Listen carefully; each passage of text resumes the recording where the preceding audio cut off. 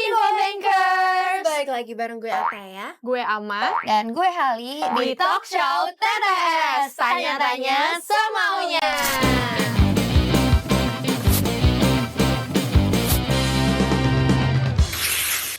TTS, tanya-tanya semaunya. Malu ngapain sih dari tadi main HP mulu? Fokus dong. mantap kripto gue nih, lagi cuan parah. Lalu main kripto, Mak? Iya, emang kenapa sih? Ya, Yang iya. Cuan. Ih beneran, jangan cuan-cuan aja. Lu gak tahu yang lagi viral? Viral yang mana nih? berita apaan? Makanya jangan main kripto mulu, cari tahu informasi yang bener. Yang di TikTok itu loh. Hah, serius? Yang mana sih? Oh iya tahu gue yang kasus TR itu kan Raja Kripto Indonesia. Bener, nah lu tahu Li. Sumpah gimana sih, Teh? Gue jadi insecure nih, gue belum main soalnya. Makanya daripada kita ngomongin sendiri nih, kita cari tahu aja nggak sih dari pihak yang profesional. Nah, Boleh jadi banget. kali ini kita kedatangan tamu dari bursa kripto dan juga investor kripto. Wow. Nah, lu bisa belajar dari tamu kita ini, Mak. Ya, gue harus belajar karena gue udah agak-agaknya gue hilang arah nih, karena gue gak tahu berita viral itu apa. Nah, makanya yuk langsung kita undang aja Bapak Lukas dan Kaniko. Halo. Halo. Lukas, halo. Ataya. Halo Niko. Ataya, Hali. Iya. Ama. Selamat datang. Apa kabar, Pak? Baik, baik. Iya.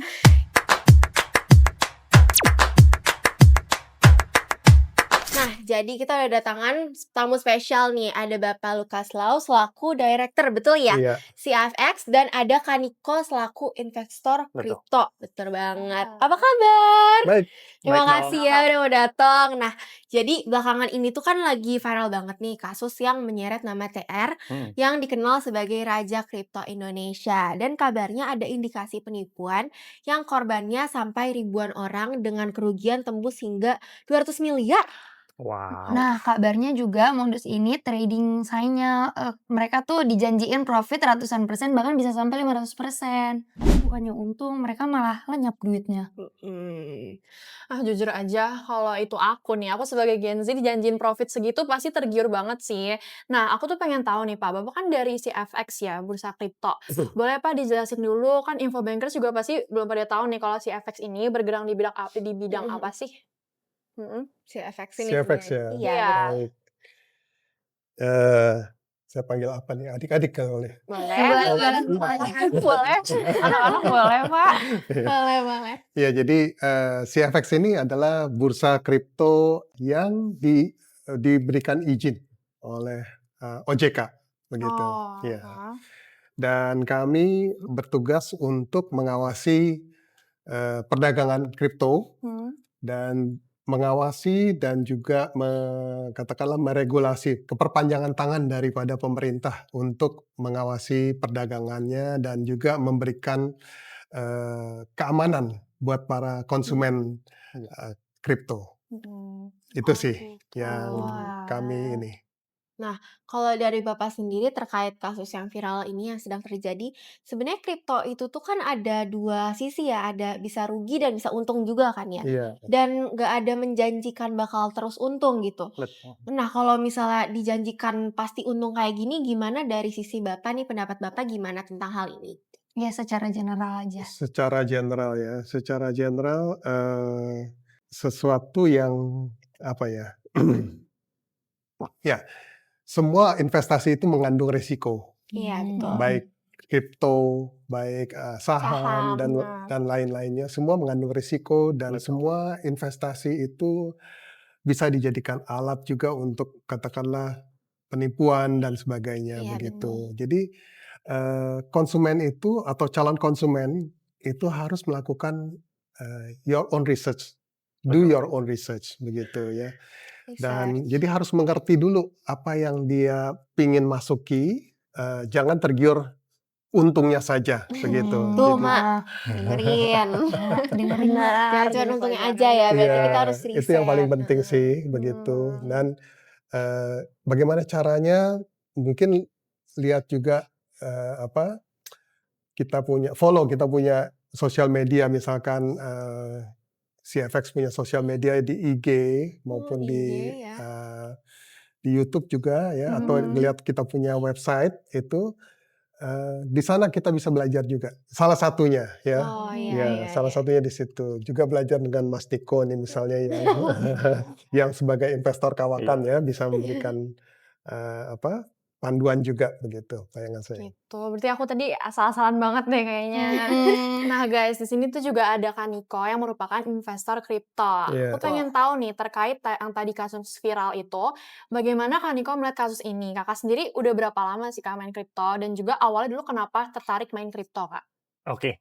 Jadi sebetulnya dari pengalaman pribadi, melihat kasus ini sih sebetulnya pasti banyak hal yang terjadi sebetulnya. Cuma kebetulan yang ke-blow up dan terkenalnya ini. Nah, cuma saya pribadi sebetulnya ngelihat kripto ini sebuah hal yang menarik. Bukan cuma buat Gen Z sebetulnya, tapi buat kita juga menarik sih. Nah, kalau ditanya kapan taunya atau kenalnya dari 2020. Nah, karena basic-nya dulu sebetulnya aku dari reksadana dan juga saham. Nah, cuma aku sedikit membenarkan kata main ya. Kadang kan kita ngomong main ya, sebetulnya antara invest atau trading sih, lebih tepatnya. Nah, aku invest kripto ini sendiri mendalaminya dari 2023. Mungkin terkenal baru kenapa? Karena dari 2020 pas mengenal si kripto atau Bitcoin ini, waktu itu sama nih, karena dari saham fundamental kan, begitu ngelihat Bitcoin atau aset kripto yang lain yang nggak ada fisiknya, kita pun ngomong ini sebagai aset yang scam. Aneh soalnya kan nggak ada fisiknya, nggak ada bisnisnya di belakangnya. Nah, tetapi di 2023 justru sangat terbantu dengan ada kelas-kelas itu juga sih. Akhirnya aku ikut beberapa dan juga mendalami secara terperinci sampai hari ini gitu. Jadi sebetulnya peran kelas ini sih sebetulnya dua mata koin yang ada yang membantu, ada juga yang akhirnya menjerumuskan gitu. Jadi kita perlu objektif juga nggak melihat oh kelas sebagai sebuah hal yang jelek. Tapi juga aku sangat terbantu. Justru kalau nggak ada kelas-kelas seperti mereka, sebetulnya nggak akan ada kita hari ini. Podcast ini pun jadi nggak ada kan gitu. Lebih ke situ sih. Jadi kelas ini membantu, cuma memang kita perlu lebih dewasa, jangan telan mentah-mentah lah. Karena kan kita juga pas ikut kelas, sebetulnya mereka di bawahnya biasanya ada disclaimer sih. Jadi kita do your own research kayak tadi Pak Lukas juga bilang gitu. Dan kita perlu melakukan antisipasi terhadap kerugian. Karena kan begitu high risk high return juga kan. Berarti harus Mungkin lebih gitu. teliti lah ya Betul, kita. betul. Boleh tahu nggak sih Kak, profit keuntungan terbesar yang pernah Kakak dapat tuh Wih. berapa? Sama kerugian itu Wow. berapa kalau boleh tahu? Kalau profit sebetulnya tergantung ya. Kalau aku banyak kan memang portofolio aku di Bitcoin.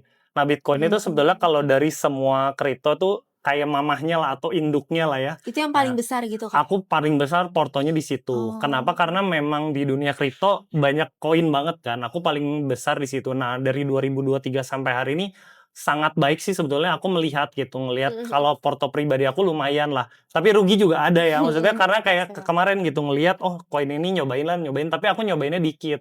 Jadi waktu pun amit-amit ini ke zero atau rakpul lah kalau kita bahasanya, nggak sampai menghancurkan seluruh porto aku gitu sih. Walah. Begitu. Banyak banget Gen Z yang nanya nih Pak, gimana caranya main kripto nih ya tapi aman gitu. Gimana sih tipsnya?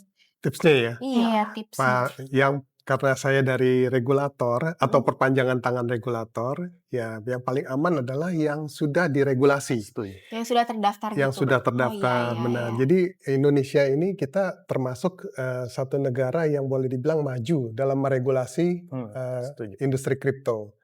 Antara lain kita ada bursanya, ada clearingnya, ada kustodian, begitu, yang mengawasi bursa itu mengawasi perdagangannya, clearing itu menerima atau mengawasi uang yang disetor investor atau konsumen, dan kustodian itu mengawasi kalau dengan uang kan kita membeli aset kripto, aset kriptonya itu diawasi oleh kustodian. Jadi kalau kita membeli tanpa adanya regulasi ataupun SRO yang mengawasi ini, itu kalau dulu kita misalkan beli kripto, uangnya kita taruh di pedagang itu, ya, terus kemudian aset kriptonya juga ditaruh di pedagang itu, terus kemudian perdagangannya juga hanya dilakukan di pedagang itu tanpa ada yang mengawasi, begitu. Jadi risikonya besar sekali. Nggak transparan. Nah, sekarang dengan adanya bursa, ada clearing, ada kustodian yang diberikan izin oleh OJK, ya. Nah, itu perdagangannya jadi sangat risikonya jadi diminimalisir, begitu. Perdagangannya diawasi, uangnya diawasi, aset kriptonya juga diawasi, begitu. Oleh pihak ketiga maksud saya begitu. Ya. Kalau Mhm. boleh tahu ada Mhm. berapa banyak mata uang kripto saat ini? Ada sekitar 1000 di luar sana ada puluhan ribu ya, Mmm. yang diawasi, yang Yang diizinkan diizinkan. boleh didagangkan di Indonesia, Mhm. itu ada sekitar 1.300-an begitu. Nah itu apa? Itu, aset-aset kripto yang sudah boleh didagangkan di Iya. Indonesia, itu difilter atau Mhm. diseleksi Iya. oleh bursa begitu ya. Mhm. Mereka itu harus misalkan white paper-nya itu harus jelas, kripto itu diciptakan misalkan nanti untuk penggunaannya ini dan, proyeknya itu dilakukannya kapan begitu ya, ada timeline-nya dan ada tujuannya begitu. Iya. Terus kemudian pengembangnya harus jelas misalnya begitu. Terus kemudian, kripto itu ketika diedarkan, itu pemakainya itu luas misalnya begitu ya. Jadi itu ada kriteria-kriteria yang kita terapkan sehingga suatu aset kripto itu boleh didagangkan di Indonesia. Yang aman gitu Yang ya? aman, Mhm. Iya. boleh dibilang begitu, Mmm, ya. kan kita pemula nih ya, Pak. Gimana caranya kita berinvestasi kripto gitu, tapi yang legal dan cari informasinya tuh di mana gitu? Cari informasinya pertama-tama di website-nya CFX. CFX. Oh, ada Oke, oke, website-nya oke. CFX. Di situ ada 2 ya, Mhm. ada 2 hal. Satu, pertama adalah pedagang mana yang boleh, kita, Beli. m apa, membuka akunnya. Oh, Hmm. iya Ada ya. sekitar Mmm. 25 yang sudah berizin oleh OJK dan anggota bursa. Ada 25 Oh, pedagang ya. pedagang. Terus kemudian di situ juga bisa kita cari informasi mengenai, aset kripto mana saja yang kita boleh, Iya. transaksikan, Transaksi. Mhm. misalnya begitu ya. Ada 2 hal itu yang bisa dicari di Iya, situ.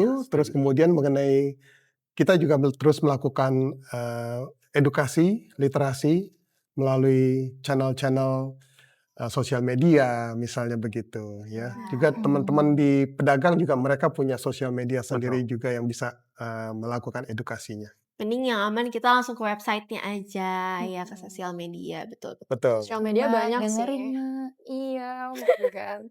Tapi sosial media emang banyak sih yang kayak, edukasi-edukasi soal kripto dan lainnya gitu. Betul. Contohnya Kakak, iya kan?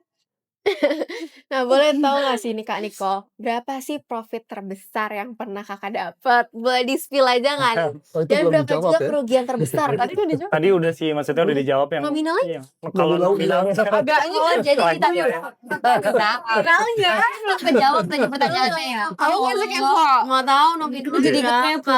Kayaknya privacy. Aku ini ya, kalau nominal aku nggak bisa jawab. Rugi Nah, sampai cuma miliaran gitu? enggak sih. Cuma kalau keuntungan justru karena aku memiliki anchor-nya itu sedikit mau cerita dulu mungkin secara teori ya. Lebih baik sebetulnya kalau kita mau invest, di dunia kripto 80%-nya minimal tuh di Bitcoin, lebih baik. Nah, sisanya mau di 20% itu koin lain boleh. Kan tadi seperti Pak Lukas bilang ada banyak koin yang ada di bursa ya. Iya. Nah, induknya itu baiknya kita 80%-nya di Bitcoin. Nah, karena aku memang sekitar 90-95% waktu itu di Bitcoin, karena aku juga merasa nggak sepintar itu, Iya. gitu. Karena untuk tahu koin yang lain tuh perlu kayak tadi baca white paper-nya, pelajari siapa developer-nya yang tanda kutip nggak semua orang bisa, gitu. Jadi kalau profit sih sebetulnya dari waktu itu di atas 50% adalah. Selama 2-3 tahun ya. Wow. Maksudnya kan dari cycle waktu itu 2023 sampai sekarang. Nah, kalau loss yang tadi banyak sih, ada yang 90% juga ada.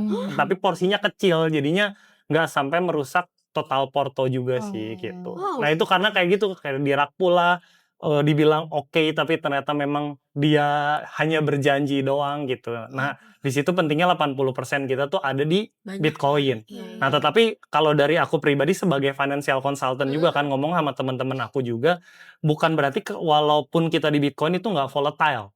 Contoh dari tahun kemarin Bitcoin sendiri sampai tahun ini harga tertingginya kemarin tuh 126.000. Udah turun sekitar 30%-an karena kan kita masuk tahun bear market tahun ini. Nah, itu kan siapa yang tahan gitu, 30% asetnya misalnya dari CM nih, berarti tinggal sisa 700 juta. Nah, sebetulnya Bitcoin juga termasuk aset volatile. Jadi memang begitu kita taruh di situ sebetulnya jangan taruh semua Semuanya. uangnya kita di kripto. Nah, buat pemula biasanya kita sharing buat taruh di bawah 10 lah, 5 sampai 10%. Untuk memula gitu. Jadi misalkan kita mau taruh punya duit 100 juta, ya 5 juta sampai 10 juta taruh di kripto oke. Iya, Nah dari 10 juta itu kurang lebih berarti 8 jutanya ya ada di Bitcoin, 2 jutanya bolehlah gatel misalkan buat main koin lain. Kayak gitu apalagi All Gen Z in kan. semua di kripto Betul, ya, kayak Kak. gitu. Iya, Jadi iya. terus yang terakhir sebetulnya jangan lupa dana darurat dulu sih. Itu yang Iya. aku sharing juga. Lupa ya. Maksudnya bener karena maksudnya gini, banyak banget teman-teman yang aku temuin entah di Gen Z atau yang lebih parahnya udah seusia aku juga, mereka pakai uang dapurnya. Semuanya. Semuanya ada yang sampai Wow. mohon maaf ya gadain kayak sekolahin rumahnya gitu BPKB Wah. misalkan sertifikat Iya, rumah atau iya. BPKB untuk supaya karena FOMO-nya itu gitu. Jadi di situ yang paling bahaya menurut aku. Jadi dana darurat dan pakai benar-benar uang dingin, uang beku lah ya. Iya, Iya, Kayak apalagi kalau ada begitu uang sih. lebih gitu ya. Betul dan memang porsinya tadi dari 100% 5 sampai 10% aja lah. Jadi nggak total semuanya ditaruh di kripto. Nah, Gitu. Kak, aku mau nanya pendapat Kakak nih. Kalau misalnya yang tadi nih ya, sebenarnya masuk akal nggak sih kalau misalnya ikut kelas sampai bayar misalnya puluhan juta, misalnya 50 juta gitu Iya. dan dijanjikan profit hingga 500% gitu mungkin nggak sih, Kak? Nah, aku kurang setuju kalau dengan dijanjikannya, tetapi aku bandingin dari 2 hal ya tadi. Aku sendiri pengikut kelas kok, entah itu saham atau kripto, aku memang ikut berbagai kelas buat Tapi belajar juga dijanjikan. kan. Nah, tapi kalau udah dijanjikan itunya memang itu yang red flag sih. Lebih baik kita jangan percaya dengan pasti gitu kan, Iya, iya, pasti. iya, Nah, iya. karena nggak ada yang pasti gitu. Maksudnya kayak tadi Pak Lukas bilang, sebuah aset pasti bisa naik, tapi Bisa juga rugi bisa juga, iya. turun Betul, betul, gitu. betul. Nah, tetapi aku juga nggak melihat kelas itu jadi hal yang jelek. Aku pun mengikuti banyak kelas kok sampai Iya, hari iya, ini, iya, iya. sertifikasi, kelas. Jadi aku pun apa ya, memilah-milah lah, mana informasi yang kita boleh masuk atau juga informasi yang enggak. Berarti Kayak kelasnya nggak begitu. apa-apa gitu ya, Kelasnya cuma nggak apa-apa sih menurut aku. Depends diri perjanjiannya kita itu sendiri aja. kan Betul, sih, jadi pinter batasannya balik lagi pilih. kita Iya, sendiri betul, kok. betul, betul, betul. Supaya kita nggak terjerumus ya kayak tadi, jadi uang belajar dulu. Kan kayak kita sekolah atau kuliah juga kan ada uang kuliahnya ya. Iya, benar. Nah, saat kita bayar kelas ini sebetulnya portonya kita nggak usah kita taruhin semua di situ. Jadi Semuanya. kita coba dulu deh uang dikit-dikit. Makanya ada Iya. beberapa klien aku juga kan tanya, "Niko aku pengen masuk nih ke kripto." Entah yang muda atau yang udah senior ya, aku bilang kayak tadi juga sama 5 sampai 10% aja sih. Gitu. Jadi kalau amit-amit ya ngomong kasarnya tuh ambruk gitu ya, Iya. mereka nggak kehilangan semua Semuanya. total portonya Betul, betul, mereka gitu. Kalau dari Kakak sendiri nih, kalau misal lagi profit kan pasti happy ya. Betul. Tapi kalau lagi loss, Kakak gimana nih? Nah, kalau loss biasanya aku mundur dulu nih. Jadi kayak lebih maksudnya loss itu memang nggak bisa terhindarkan Iya, kan. benar Pasti sih. kayak tadi, misalnya loss nih sebuah koin walaupun misalnya kecil kan uang juga bener nggak? Iya. Biasanya aku diam dulu jangan kayak mau revenge trading kalau mau dibilang atau revenge investment gitu kan. Jadi tadinya kehilangan 10 juta, oh kita hajar lagi kayak judi akhirnya. Iya. Iya. Jadi biasanya diem dulu, tarik nafas dulu, ngobrol dulu sama beberapa orang, termasuk sama pasangan sendiri juga, ngobrol, akuin kesalahan gitu ya, dosa, ini menghilangkan uang segini nih, gitu. Nah, akhirnya setelah ngobrol gitu, menenangkan diri, kurang lebih ya kalau aku sih kayak seminggu, 2 minggu, mulai apa ya, kan udah rada dingin ya, mulai cari info lagi, mulai belajar lagi, evaluasi kemarin kesalahannya apa. Contoh kayak kemarin pun di cycle si Bitcoin kan ini masuk bear market nih. Tahun kemarin aku nggak di pucuknya kok. Di 126.000 gitu aku take profit nggak segitu gitu. Tapi ya udah tetap take profit, tetap masih punya keuntungan yang tadi dan melihat keuntungan itu ya sudah dan juga kerugian ini sebagai sebuah pembelajaran untuk di next cycle lagi. Oh, nice, nice, nice, nice, Oke, nice. oke, Ya, oke. ya. Nah, buat Pak Lukas nih, Bapak sendiri gimana ngelihat potensi pasar kripto di Indonesia? Gimana nih, Pak? Potensinya masih besar ya, Besar. masih besar ya. Seperti contohnya, kita misalnya dari awal tahun 2025 begitu sampai ke akhir tahun 2025 itu kenaikan investornya, kenaikan konsumen kita sebutnya, konsumennya itu sekarang berada di sekitar 20-an juta, 20-an juta Oh, konsumen. ya. Sebelumnya itu awal tahun sekitar 11 atau 12 juta begitu. Jadi kenaikannya besar sekali. Dan penduduk kita kan masih sekitar 300 juta ya, hampir Iya. 300 Betul. juta. Jadi itu masih potensi masih Masih ke besar sana banget ya. gitu. Terus kemudian ke depannya juga kita kripto ini teknologi. Jadi inovasinya terus berjalan begitu. Betul. Dan di dalam negeri di Indonesia kita juga berharap bisa terus meluncurkan koin-koin yang lokal.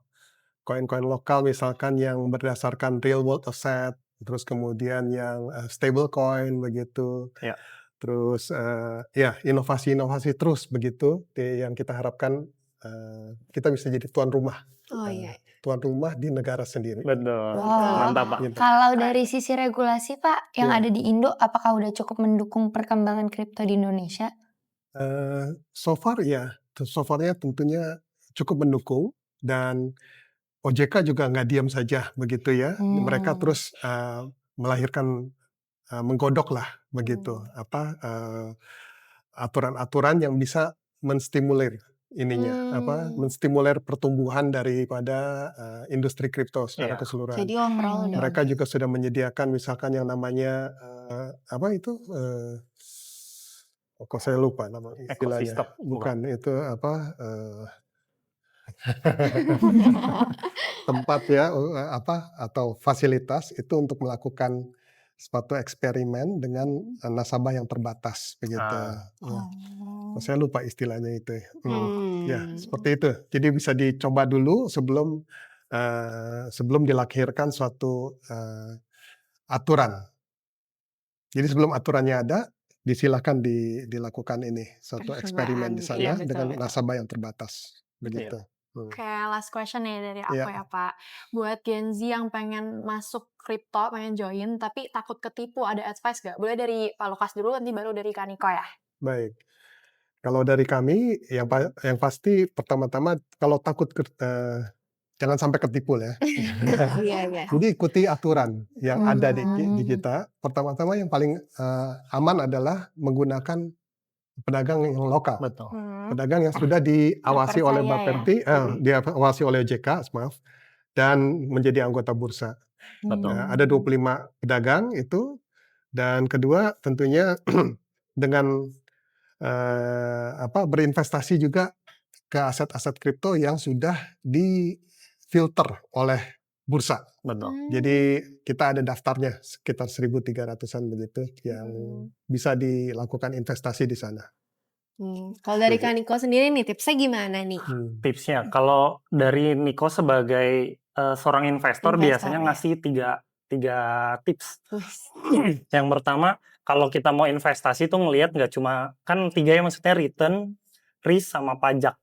Nah biasanya kita ngelihat risknya gimana dulu. Kayak tadi tuh, kayak white papernya dan lain-lain. Risknya gimana? Nggak cuma ngelihat risk tapi returnnya oke nggak. Terakhir pajak sih.